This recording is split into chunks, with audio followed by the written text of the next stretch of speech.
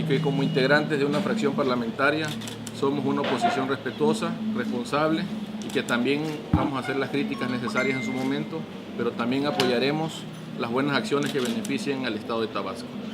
Y esta rueda de prensa la convocamos nosotros tres como diputados ante la ausencia y la falta de una dirigencia estatal y también ante prácticamente el abanderamiento de una coordinación aquí en la fracción parlamentaria, pues hemos tomado nosotros la iniciativa como parte de la misma fracción.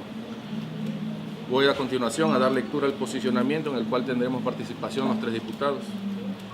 Posicionamiento de los diputados integrantes de la fracción parlamentaria del PRD en relación a los primeros 100 días de gobierno del licenciado Dan Augusto López Hernández.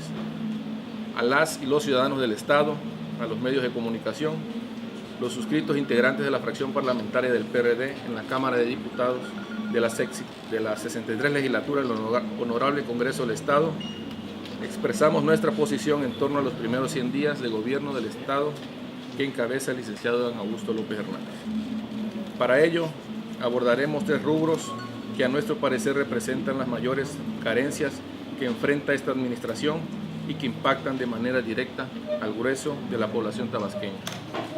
Primero, el tema de la inseguridad. Es de conocimiento público los niveles de violencia que se viven cada día en el Estado. La incidencia delictiva ha rebasado las propias autoridades encargadas de combatirla. El colmo de todo es ver que incluso hasta elementos policíacos han participado en actos delincuenciales. Las cifras hablan por sí solas.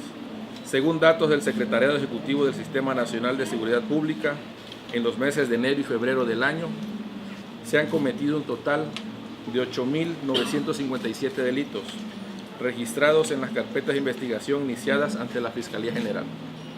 La cifra podría ser mayor porque hay un amplio sector de la población que prefiere no denunciar.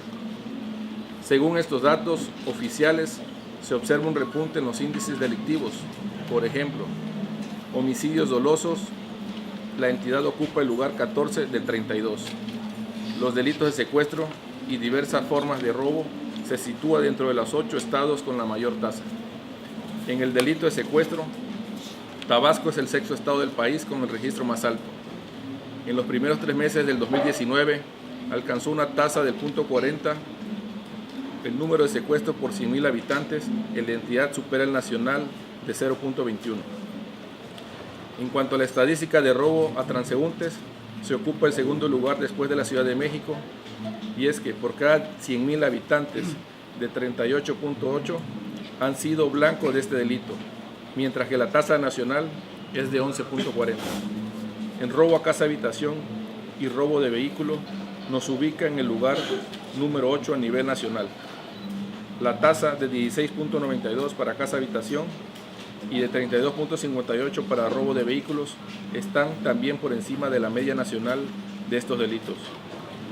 Según las cifras del Secretariado Ejecutivo, la incidencia delictiva tiene precedente en los últimos 2 sexenios, por los que el inicio de este mandato es el más violento del que se tenga memoria. A diario, los medios de comunicación dan cuenta de asaltos a cuentavientes, homicidios, robo de vehículos, sin que hasta ahora se tengan resultados tangibles. Solo se dan golpes menores, prevaleciendo la impunidad de quien le apuesta a generar temor y zozobra ante la sociedad. Por lo que es sumamente importante que se trabaje en una estrategia de prevención del delito que tenga como base fundamental la promoción del deporte y la cultura, particularmente entre jóvenes del Estado, enfocando las acciones en prevenir y no solo en perseguir y sancionar el delito, por lo que las áreas responsables deben de trabajar de manera coordinada para que se vean los resultados. En segundo lugar, vemos la desilusión en la política económica implementada por la nueva administración estatal, que se ve reflejada en falta de oportunidades, sin que aún puedan revertirse los índices de desempleo que ubican a Tabasco en el primer lugar nacional. De acuerdo a los últimos datos conocidos, la tasa se mantuvo en 7.8% durante el primer bimestre del año, esto es, que poco más de 79.500 personas carecen en la entidad de un empleo formal. Dichas cifras se consolidaron porque al asumir funciones el gobierno de Adán Augusto López Hernández se optó por el despido de burócratas, misma acción adoptada por los 17 alcaldes. Baste recordar que en declaraciones oficiales las autoridades municipales de Centro reconocieron el recorte de poco más de 1,000 empleados de la comuna. Esto significa que a 100 días del nuevo gobierno estatal y a 6 meses de gestión de los ayuntamientos, miles de familias tabasqueñas se quedaron sin un sustento económico, porque bien sea el padre o la madre de familia, fueron echados a la calle, sin tomar en cuenta los años de servicios prestados al Estado y mucho menos fueron liquidados conforme a la ley. Sobre este particular, un ejemplo que confirma que en Tabasco algo no se está haciendo bien y una sugerencia. El ejemplo, también de acuerdo a datos oficiales, durante el primer bimestre del año, mientras Tabasco ocupó el primer lugar nacional de desempleo, los estados de Guerrero y Veracruz, que padecen las peores crisis de violencia a nivel nacional, generaron empleos formales para ocupar los últimos lugares en desocupación laboral con 1.4 y 2.3% respectivamente. La sugerencia se retoma de un experto fiscalista local, Raúl López de Antes, quien valora que ante la situación de inamovilismo laboral que enfrenta la entidad y la incapacidad manifiesta de las autoridades para aplicar medidas propias y audaces para hacerle frente al retraso de los millones de recursos federales anunciados para esta, la tierra del presidente de la República, es urgente una agenda para reactivar la economía. Hay que generar estímulos fiscales para incentivar el empleo mientras llega la obra pública. Es un hecho que el gobierno del Estado cifra sus esperanzas de crecimiento en las dos obras públicas del sexenio federal, la refinería de Dos Bocas y el Tren Maya. Sobre la refinería, mucho se ha analizado por expertos nacionales e internacionales. Incluso hasta un subsecretario de Hacienda anunció en Londres que no se construiría, lo que fue desmentido por el propio presidente de la República, siendo pues que la incertidumbre ha sido la característica de esta obra que en valoraciones recientes del Instituto Nacional de la Competitividad, INCO, se propone se cancele la refinería de Dos Bocas porque la inversión que se le destinará y que será superior a los 160,000 millones de pesos tiene apenas un 2% de probabilidades de éxito. El diagnóstico es el resultado de un estudio de modelo financiero de la misma refinería, el cual fue sometido a una simulación para estudiar 30,000 escenarios, y el resultado es que la refinería de Dos Bocas tiene apenas una probabilidad de éxito del 2%. El análisis concluye que en el 98% de los escenarios, el proyecto de inversión de la refinería de Dos Bocas genera más costos que beneficios, es decir, destruye valor para Pemex. Una decisión como esta puede generar una grave crisis de las finanzas públicas para todo el país, como lo afirmó en su momento la Secretaría de Hacienda y Crédito Público y que fue rechazada por el presidente López Obrador. Sobre el Tren Maya, que en el caso de Tabasco se tiene previsto llegue a Balancán, hasta hoy solo es una mera promesa paradisiaca, no un proyecto realista. Al respecto, cito a continuación lo publicado en el semanario Proceso. El estudio realizado por el Instituto Mexicano para la Competitividad es un texto profesional de lectura imprescindible, por lo que revela, por los retos que retrata, por los desafíos que el gobierno necesita encarar. Ahí están los datos y la evidencia, ahí están las comparaciones a nivel internacional, y el objetivo de análisis no es asumir una postura adversaria a la nueva administración. Busca que el gobierno federal no repita los errores del pasado. Quiere que no se deje tras de sí estela de luz y trenes incompletos y obras inacabadas, que no caigan en las mismas trampas en las que cayó Peña Nieto y muchos gobiernos más. La tentación de usar obra pública para legitimar, para impresionar, para arrancar aplausos políticos en vez de producir utilidades sociales. Obras enraizadas en la vanidad personal, no en los beneficios colectivos. Nadie quiere que el Tren Maya sea esto, otro proyecto más que acaba siendo un elefante blanco, incapaz de proporcionar crecimiento y desarrollo integral, pero sí sea financiado de manera permanente por los contribuyentes.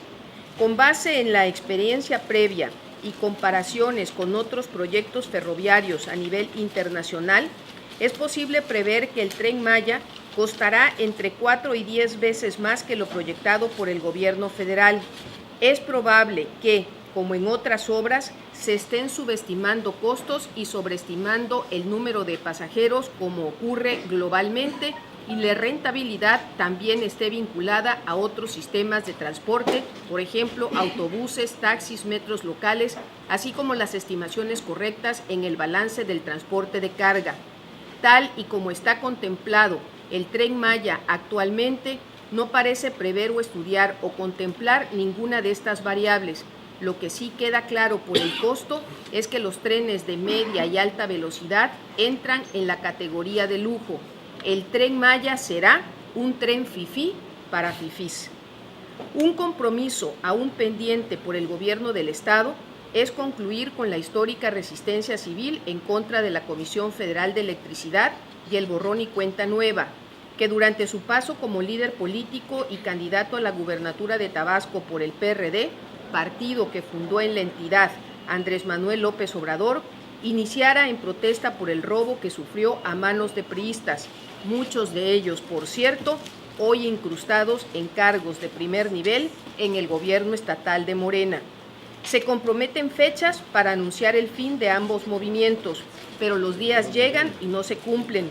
Recordamos, por tanto, que hay un compromiso de campaña, no de ahora, sino desde que López Obrador inició su marcha hacia Palacio Nacional hace más de 20 años. Este es el saldo pendiente en materia económica y laboral del gobierno del Estado. A 100 días de haber asumido el cargo el nuevo titular del Poder Ejecutivo, los tabasqueños fuimos enterados que al menos en este primer año de gestión se habrían perdido casi 100 millones de pesos por errores administrativos y jurídicos al aplicar equivocadamente la fusión del Servicio Estatal de Empleo con el IFORTAP, y que además no habrán programas sociales propios, sino que será el gobierno federal el encargado de atender a los tabasqueños más desprotegidos.